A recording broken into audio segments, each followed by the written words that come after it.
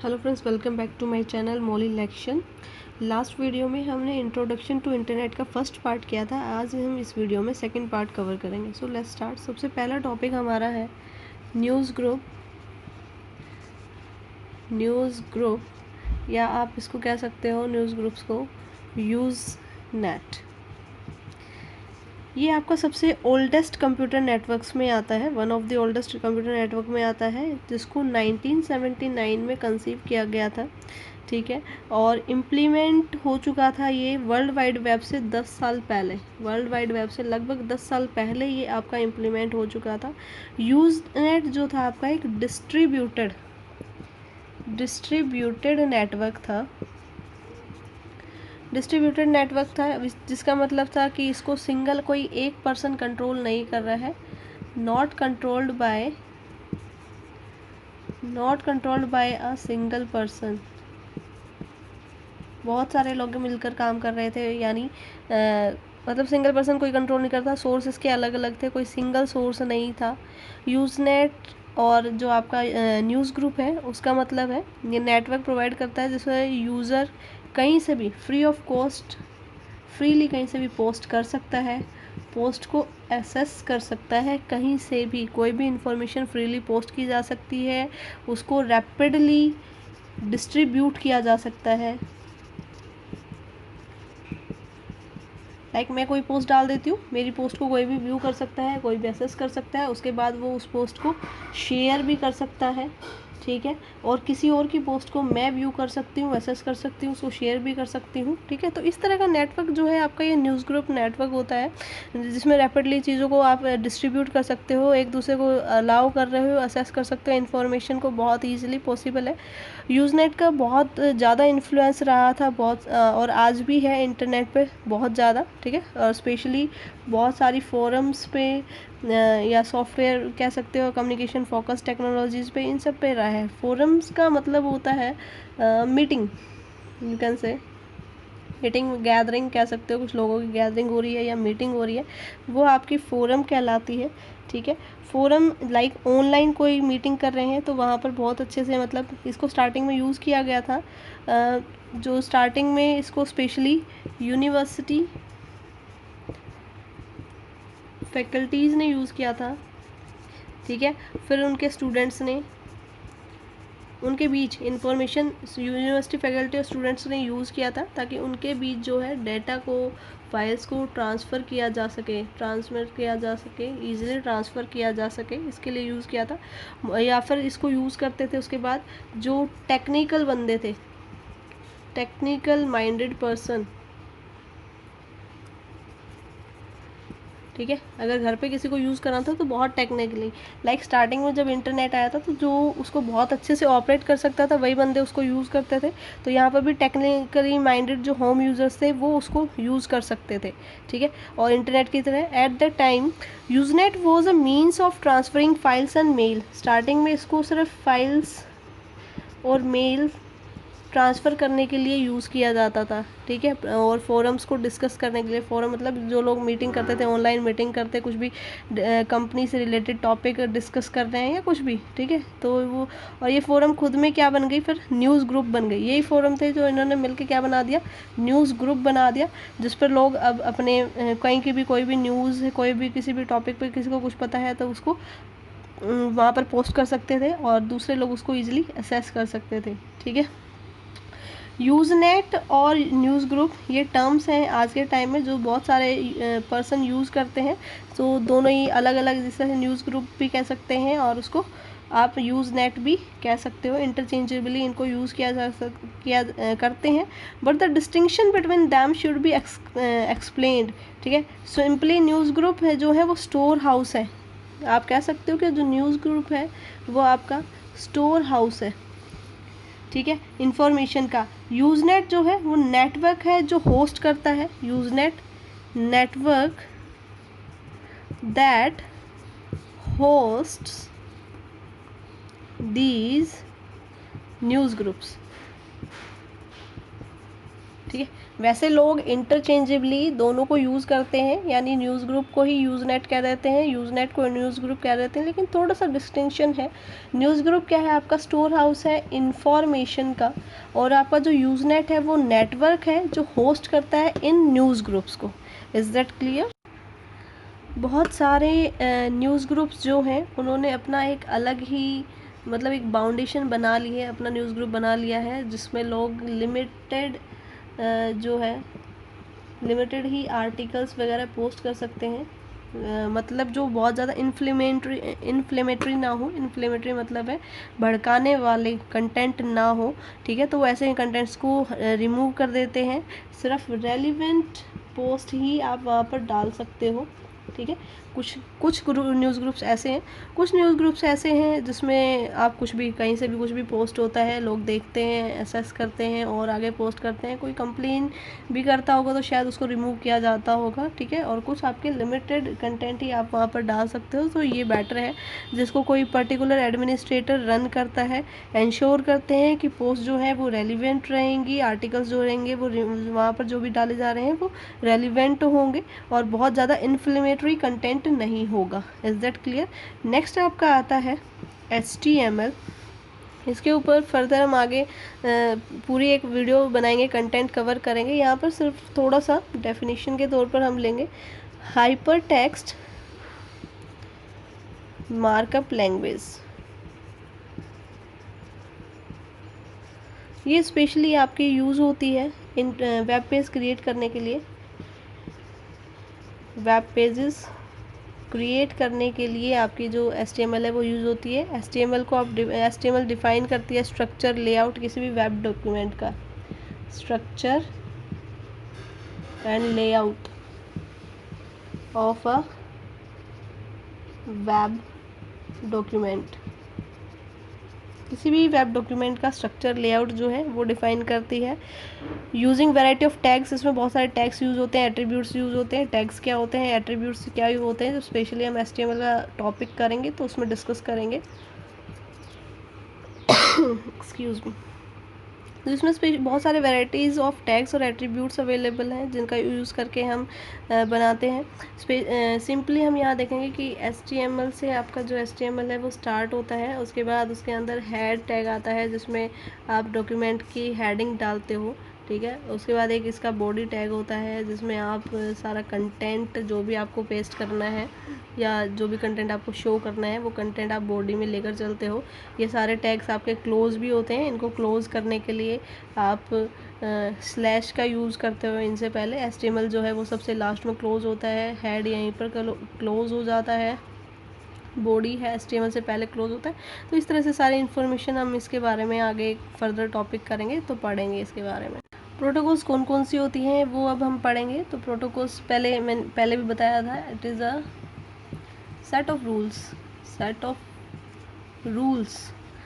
Rules है used for communication between network devices, ठीक है। नेटवर्क डिवाइसेस में कम्युनिकेट करने के लिए इसको यूज़ किया जाता है। और some protocols also support message acknowledgement, data compression designed for reliable और high performance network communication.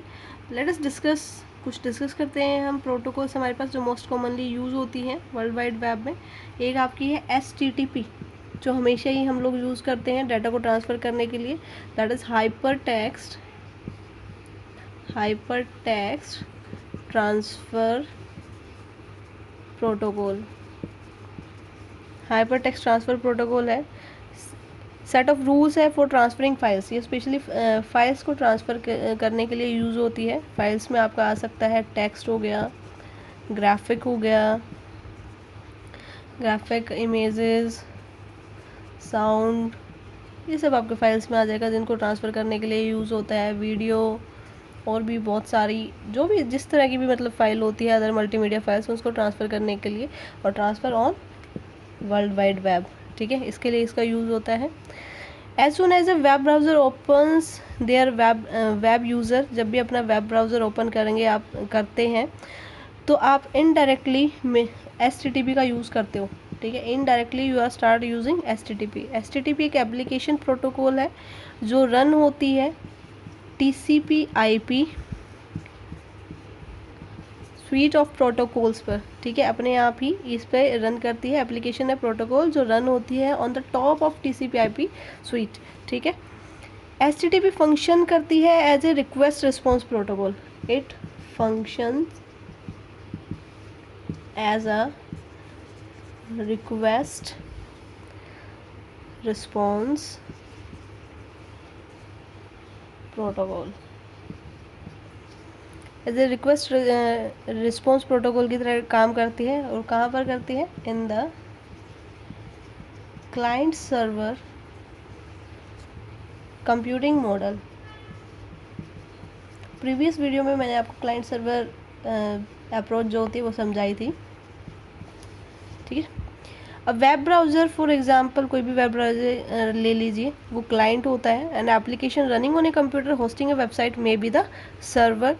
एक एप्लीकेशन जो होस्ट कर रही है और सिस्टम्स को डाटा प्रोवाइड कर रही है, ये मान लीजिए मेन सर्वर है, मेन कंप्यूटर है जिसमें सारा डाटा स्टोर है, तो ये सर्वर कहलाएगा। होस्टिंग कंप्यूटर है, ये क्लाइंट है जो इससे रिक्वेस्ट करके डाटा असेस कर रहे हैं। Is that clear?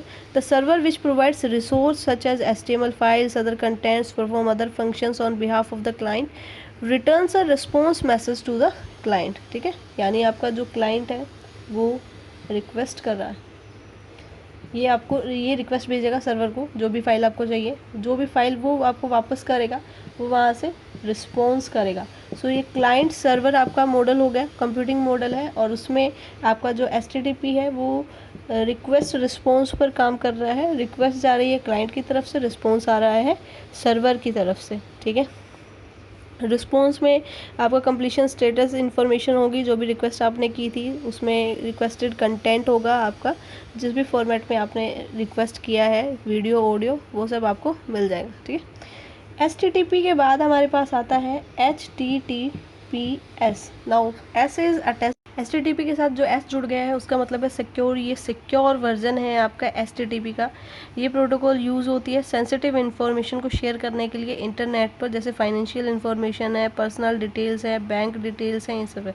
जब भी आप कोई डाटा कोई वेबसाइट यूज़ करते हो तो आपको देखना है हमेशा कि वो HTTP या HTTPS से सिक्योर है। अगर वो डाटा इस पर ट्रांसफ़र कर रही है तो आपका जो डाटा होगा वो क्या होगा? सेफ़ होगा, ठीक है।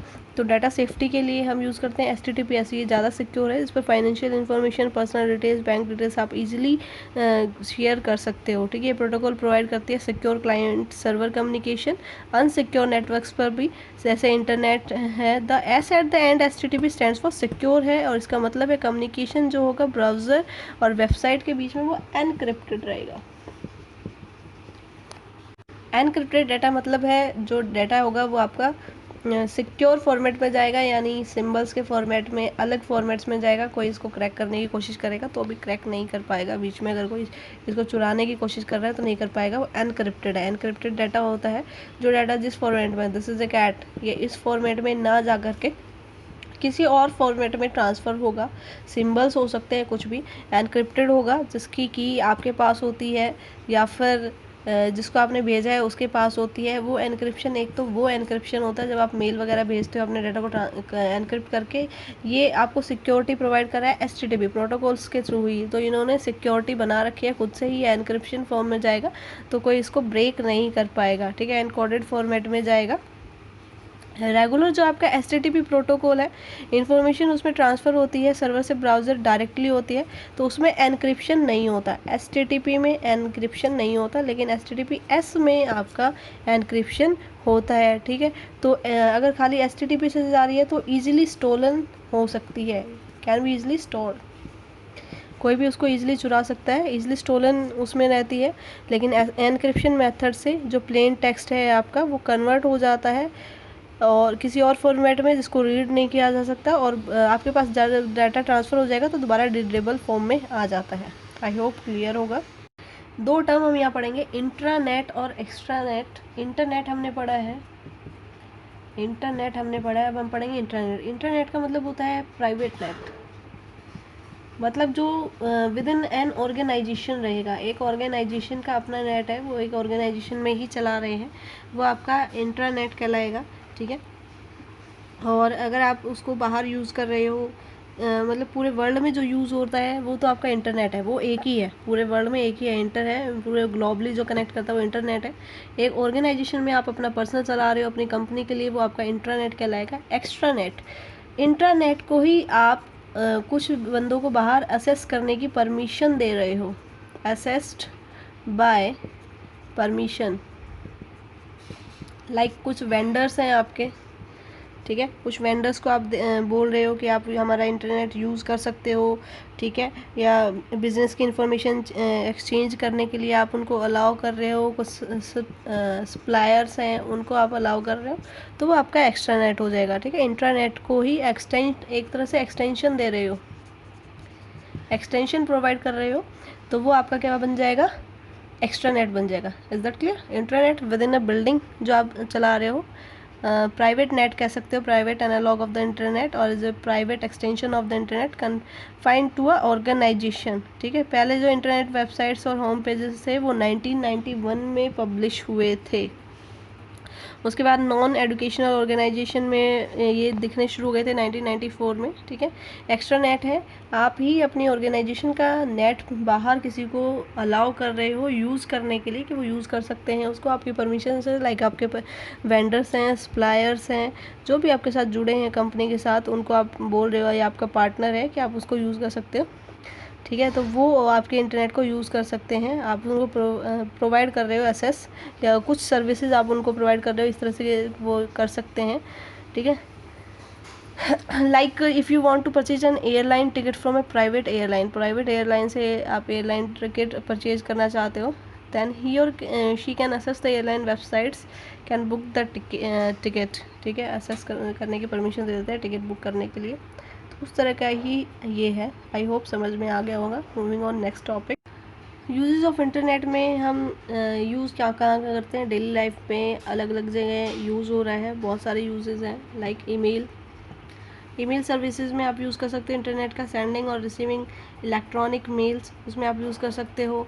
ई कॉमर्स में आप यूज़ कर सकते हो। What is e commerce? Online businessing is e commerce, online products आप बिजनेस चला रहे हो, कुछ भी बेच रहे हो, ख़रीद रहे हो, ठीक है, तो वो ई कॉमर्स है।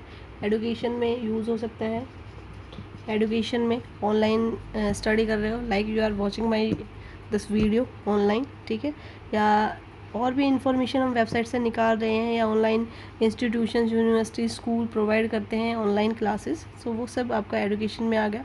सॉफ्टवेयर डाउनलोड करने के लिए आप यूज़ कर सकते हैं इसको, रिसर्च करने के लिए, ठीक है, कुछ भी न्यूज़पेपर मैगजीन्स रीड करने के लिए, ट्रैवल करना है तो उसके लिए, सिटीज़ टूरिज़्म वगैरह सब कुछ आप देखना चाहोगे उसके लिए, चैट करने के लिए, बैंकिंग करने के लिए, बहुत सारे यूजेस हैं डेली लाइफ में जो आप यूज़ कर सकते हैं इनको अलग अलग जगह पे।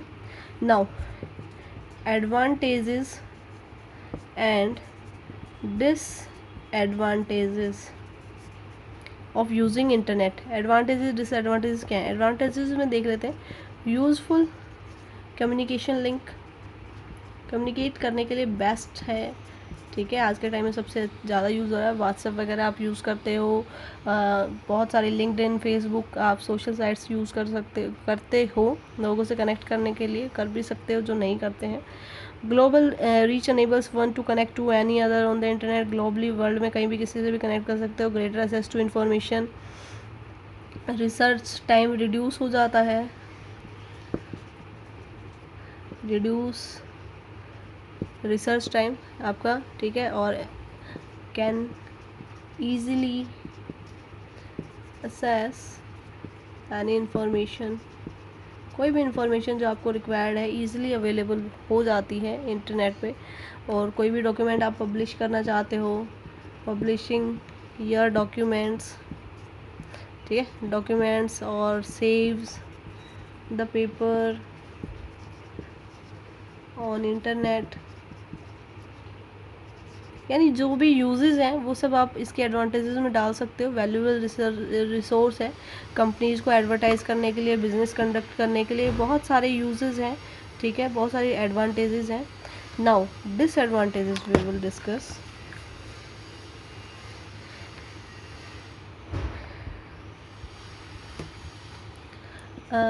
कुछ जो मटेरियल होता है वो अनसूटेबल होता है एंड अनडिज़ायरेबल होता है। जो कुछ नोटोरियस पीपल हैं वो यूज़ कर सकते हैं, ठीक है। कंप्यूटर वायरस डाउनलोड हो जाते हैं, ठीक है। कंप्यूटर वायरस डाउनलोड हो जाते हैं, स्प्रेड हो जाते हैं, downloaded and spreaded, downloaded and spreaded across the machines connected, ठीक है। साइबर फ्रॉड्स होते हैं,